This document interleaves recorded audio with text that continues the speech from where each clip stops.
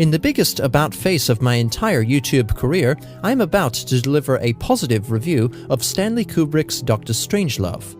Yes, I saw Dr. Strangelove at the Astor Theatre in St. Kilda a few weeks ago, and I really enjoyed it.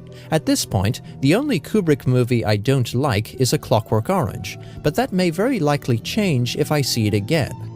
I now think that Dr. Strangelove is a very good movie, but the minor problems I have with it are still the same ones I expressed in my first ever movie review back in 2009. Here's the shortest review I'll ever write. It's really more of a Rotten Tomatoes summary.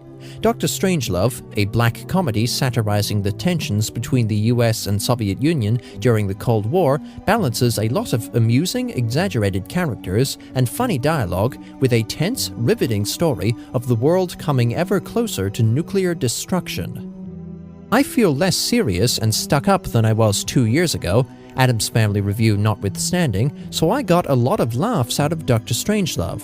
The phone call between the US president and the Russian premier was really funny this time, and even Colonel Ripper thinking that fluoridated water is a communist conspiracy makes sense within the film.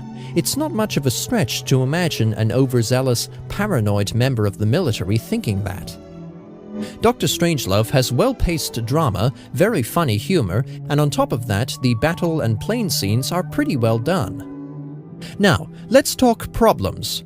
The names, Jack D. Ripper, President Merkin Muffley, Premier Kissoff, Bat Guano, Major King Kong, and others, feel cheap and uncreative.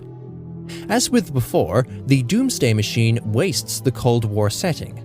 Granted, the events were set in motion by a rogue agent in the American Air Force, but making the Doomsday Machine automated and working independently means that neither superpower had a direct role in the mutually assured destruction the movie is spoofing. Most of the characters in Dr. Strangelove are caricatures of real types of people you'd expect to find in the US military and government, but Dr. Strangelove himself, a former Nazi mad scientist type guy with alien hand syndrome, felt out of place. And yes, he's still annoying. Finally, I didn't like the ending. Dr. Strangelove's plan for the survival of humanity, which includes a ratio of 10 women to every man in the underground colonies, kind of feels like Stanley Kubrick's end-of-the-world sex fantasy. Still, Dr. Strangelove is a really good movie, and I give it 4 stars out of 5. I now see the huge errors in my past assessment. Merry Christmas, Victor, and Merry Christmas to you all. Cheers.